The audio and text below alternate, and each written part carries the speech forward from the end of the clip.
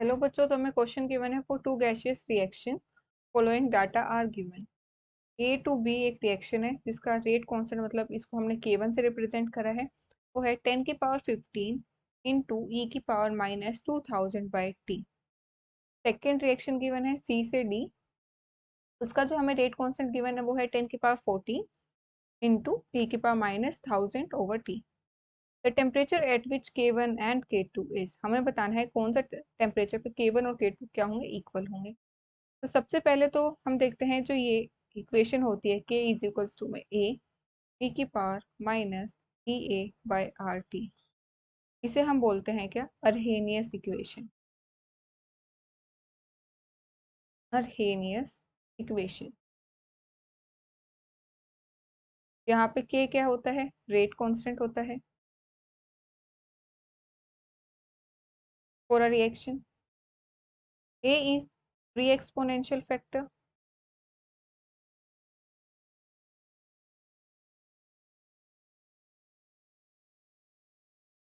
E A is activation energy, इस पूरी को हम अर्हेनियस बोलते हैं, और ई ए क्या है, हमारी एक्टिवेशन एनर्जी।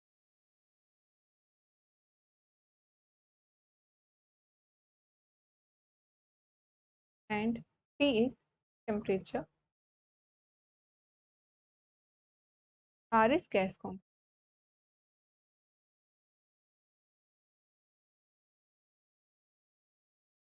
ठीक है, के ए ई की power minus E A by R T, इसे हम बोलते हैं पूरी को अर्हेनियस इक्वेशन। ठीक है, अगर आपको अर्हेनियस इक्वेशन एनसीईआरटी में पढ़ना है तो वो मिलेगा आपको केमिकल काइनेटिक्स में, एंड पेज नंबर पे होगा 111। पेज नंबर 111 से हरेनियस इक्वेशन वाला टॉपिक स्टार्ट है। हरेनियस इक्वेशन जो होती है वो रेट ऑफ रिएक्शन की टेम्परेचर के साथ डिपेंडेंस को बताती है, टेम्परेचर के साथ डिपेंडेंस बताती है, तो वो उसी टॉपिक पे मिलेगा आपको, पेज नंबर 111। ठीक है, देन हमें क्या बोला हुआ, K1 और K2 हमें पता लगाना है कि कौन से टेम्परेचर पे इक्वल होगा। तो K1 इज इक्वल्स टू में K2।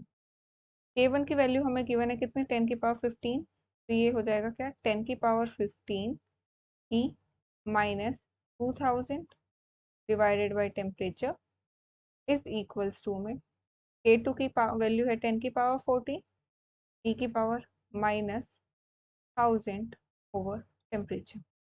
ठीक है, ई की पावर 15 है, इधर आप लेके आओगे ये डिवाइड में आएगा, तो ये क्या हो जाएगा, ई की पावर 15 डिवाइडेड बाई ई की पावर 14, ई की, और इसको उधर लेके जाओगे तो ये क्या हो जाएगा, ये हो जाएगा ई की power minus 1000 divided by T divided by E की पावर, यहाँ पे मल्टीप्लाई में, वहां जाके डिवाइड में हो जाएगा, डिवाइड में 2000 ओवर टी। ठीक है, ये क्या होगा, बेस सेम है, पावर्स को हम ऐड और सब्ट्रैक्ट कर सकते हैं। आप इसको ऊपर लेके जाएंगे तो ये माइनस हो जाएगा, 10 की पावर 15 माइनस 14 आ गया। इधर क्या होगा, बेस सेम है, ऊपर लेके जाओगे आप तो ये क्या हो जाएगा, माइनस था यहाँ पे, ऊपर पॉजिटिव हो जाएगा, तो ये हो जाएगा माइनस 1000 टी प्लस 2000 टी। ठीक है, ये हो गया 10। इधर क्या आया हमारे पास, ई की पावर, बेस एलसीएम दोनों का सेम है, मतलब दोनों में डिनोमिनेटर टी ओ टी है, तो हम इसको डायरेक्टली 1000 प्लस 2000 टी लिख सकते हैं। ये क्या हो जाएगा, 10 इज इक्वल्स टू में ई की पावर 1000 डिवाइडेड बाई टी आ गया। तो अब टेकिंग नेचुरल एंटीलॉग, अगर आप बोथ साइड्स, क्या होगा, एंटीलॉग लोगे नेचुरल, मतलब ई को, एल एन को, तो यहाँ पे क्या आ जाएगा, L N 10 is equals to में एल एन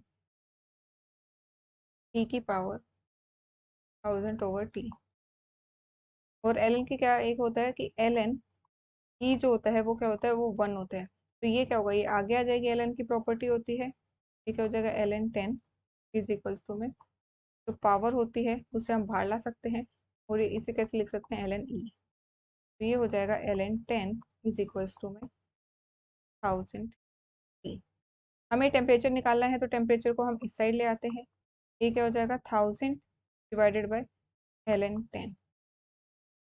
जो हमारा ln होता है वो किसके इक्वल होता है, वो होता है 2.303 लोग के इक्वल होता है।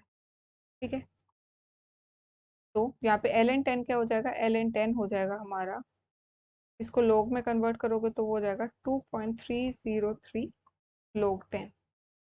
ठीक है, लोग 10 की वैल्यू होती है 1, तो टेम्परेचर क्या हो जाएगा हमारा 1000 डिवाइडेड बाई 2.303।